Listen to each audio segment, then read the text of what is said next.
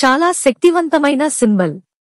ఇంట్లో ఈ గుర్తు ఉంటే క్షేమాన్ని, లాభాన్ని కలిగిస్తుంది.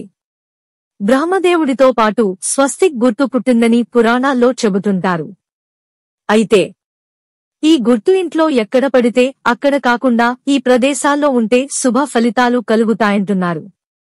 జ్యోతిష్య శాస్త్రం ప్రకారం మొట్టమొదటగా మీ ఇంటి మెయిన్ ఎంట్రన్స్ మీద స్వస్తిక్ గుర్తు ఉండాలి. మీరు కుంకుమతో ఆ గుర్తు వేసుకోవచ్చు.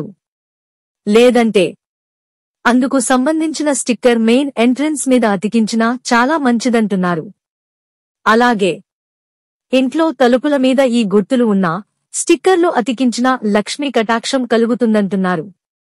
అదేవిధంగా ఇంటి మధ్యలో ఉన్నటువంటి గోడకు కుంకుమతో స్వస్తిక్ గుర్తు గీసిన స్టిక్కర్ అతికించిన కీర్తి ప్రతిష్టలు కలుగుతాయి.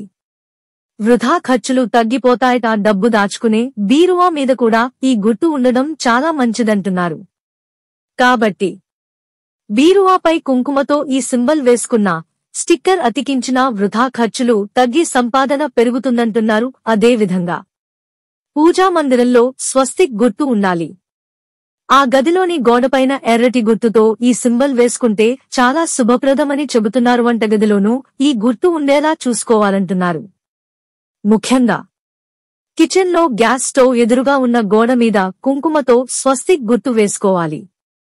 ఆపై దానికి 4 వైపులా కుంకుమ బొట్టు పెట్టి 2 నిలువు గీతలు ఎడమ వైపు, మరో 2 గీతలు కుడి వైపు పసుపుతో గీసినట్లయితే ఆ ఇంట్లో లక్ష్మీదేవి అనుగ్రహం తాండవిస్తుందంటున్నారు.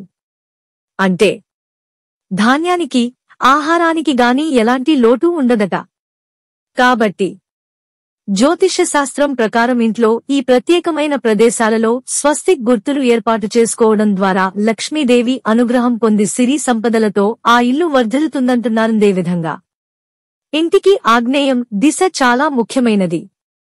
ఆ దిశలో అగ్నిదేవుడు ఉంటాడు. లక్ష్మీదేవి ఎప్పుడూ అగ్నిదేవుడి ద్వారా ఇంట్లోకి ప్రవేశిస్తుంది. లక్ష్మీదేవికి ఇష్టమైన అక్షరం శ్రీం. కాబట్టి ఇంట్లో ఆగ్నేయ మూలలో కుంకుమతో శ్రీం అనే అక్షరం రాయండి.